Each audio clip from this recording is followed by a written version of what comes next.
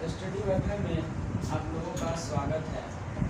Guys, आज मैं जो पढ़ाने जा रहा हूँ आप लोगों को वो है मेटरनिक युग क्या था और मेटरनिक युग क्या है, जो भी कहिए। तो गाइस, आज मेरा 3rd क्लास होगा। मैं 1st क्लास में आप लोगों को ये पढ़ाया था कि हिस्ट्री क्या है, इतिहास क्या है। फर्स्ट क्वेश्चन था यूरोप में राष्ट्रवाद क्या है। तो आप लोगों को मैं गाइस 5 क्वेश्चन सब्जेक्टिव लिखा दिया था, जो कि बहुत ही महत्वपूर्ण क्वेश्चन था।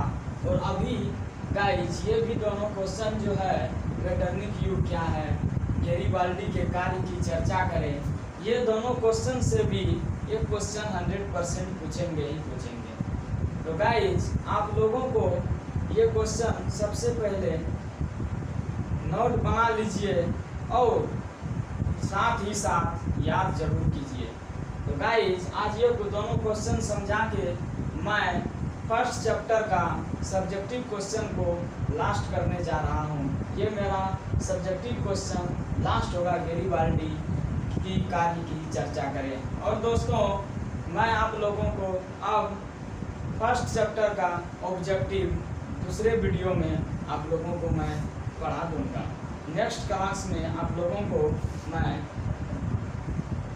ऑब्जेक्टिव क्वेश्चन बताऊंगा, जो कि महत्वपूर्ण इम्पोर्टेंट होंगे। क्योंकि गाइस, आज आप लोगों के एग्जाम में जो कि 15 नंबर का सब्जेक्टिव और 15 नंबर का ऑब्जेक्टिव है, इसलिए कि टोटल क्वेश्चन सिर्फ जो इम्पोर्टेंट क्वेश्चन है वो सबको मैं एग्जाम के फोकस से बताते हुए आगे निकलेंगे। क्योंकि दोस्तों, अब ज़्यादा समय नहीं बचा है। आप लोगों के पास एक्सेस वो 5 से 6 मंथ बचा है।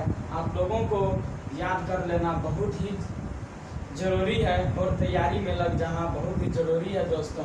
इसलिए अब मैं क्वेश्चन पे आता हूँ कि मेटरनिक युग क्या है। क्वेश्चन है मेरा 6 नंबर क्वेश्चन होगा दोस्तों कि मेटरनिक युग क्या है। नेपोलियन के पतन के बाद यूरोप की विजयी क्या थी? शक्तिशाली ऑस्ट्रिया की राजधानी वियना में 1815 में ईस्वी एकत्रित हुई थी।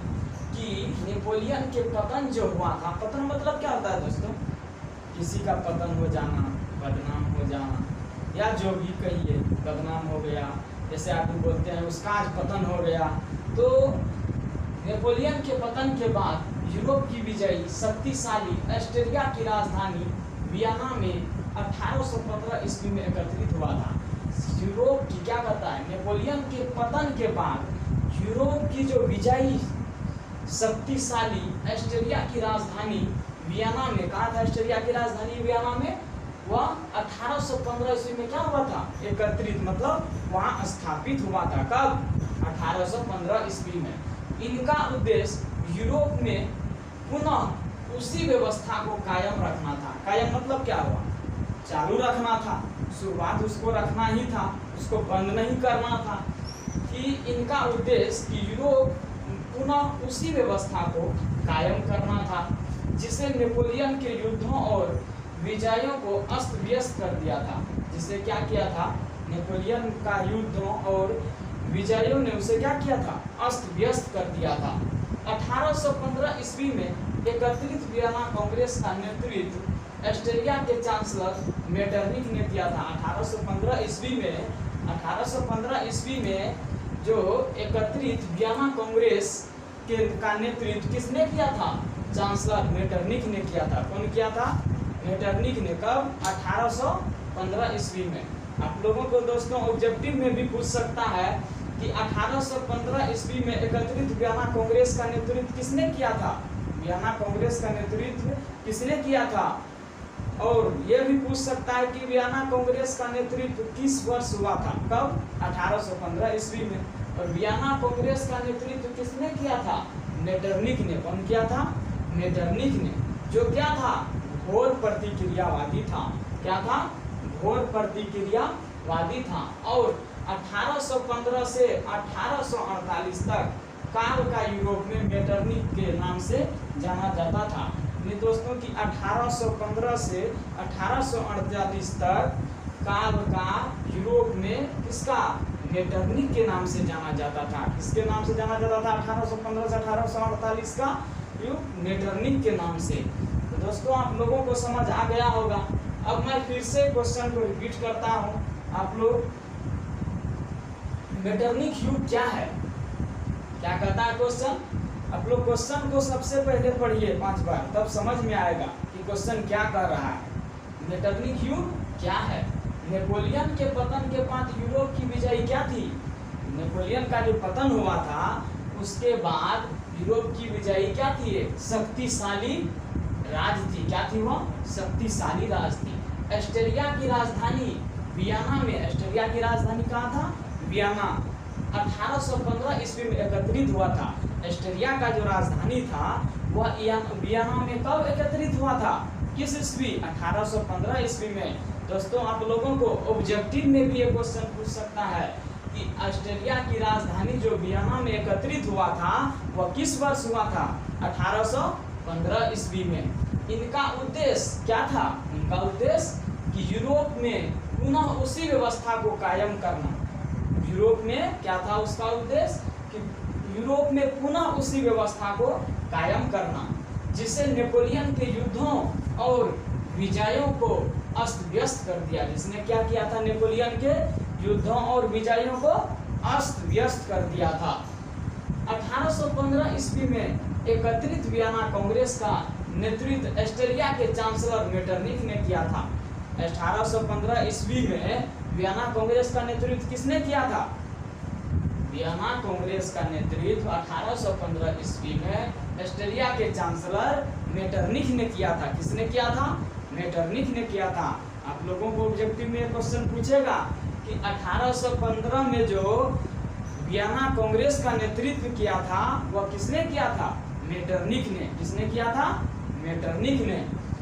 तो जो क्या था, घोर प्रतिक्रियावादी था। क्या था, घोर प्रतिक्रियावादी था। और 1815 से 1848 तक का काल यूरोप में किसके नाम से जाने जाते थे, 1815 से 1848 तक का जो काल था वह किसके नाम से जाने जाते थे, मेटरनिक के नाम से। किसके नाम से, मेटरनिक के नाम से। दोस्तों आप लोगों को समझ आ गया ही होगा ये क्वेश्चन। अब मैं नेक्स्ट क्वेश्चन पे आता हूँ, क्वेश्चन नंबर 7 कि गैरीबाल्डी के कार्य की चर्चा करें। गैरीबाल्डी के कार्य की चर्चा करें। दोस्तों सबसे पहले जो गैरीबाल्डी कौन थे, और आप लोगों को ऑब्जेक्टिव क्वेश्चन ये पूछेंगे कि गैरीबाल्डी पैसे से क्या था। गैरीबाल्डी क्या था, पैसे से नाविक था। क्या था गैरीबाल्डी, पैसे से नाविक था। तो गैरीबाल्डी की कार्य की चर्चा करें। इटली के एकीकरण में गैरीबाल्डी का भी महत्वपूर्ण योगदान था। कहाँ का, इटली का जो एकीकरण हुआ था उसमें क्या था, गैरीबाल्डी का महत्वपूर्ण यानी बहुत अधिक योगदान था। महत्वपूर्ण मतलब क्या होता है, बहुत अधिक उसका क्या था, योगदान था। आप लोगों को ऑब्जेक्टिव में क्वेश्चन पूछेगा कि इटली का जो एकीकरण हुआ था उसमें किसका महत्वपूर्ण योगदान था। ऑब्जेक्टिव में आप लोगों को क्वेश्चन पूछ सकता है कि इटली का जो एकीकरण हुआ था उसमें किसका महत्वपूर्ण योगदान था। किसका था, गैरीबाल्डी का।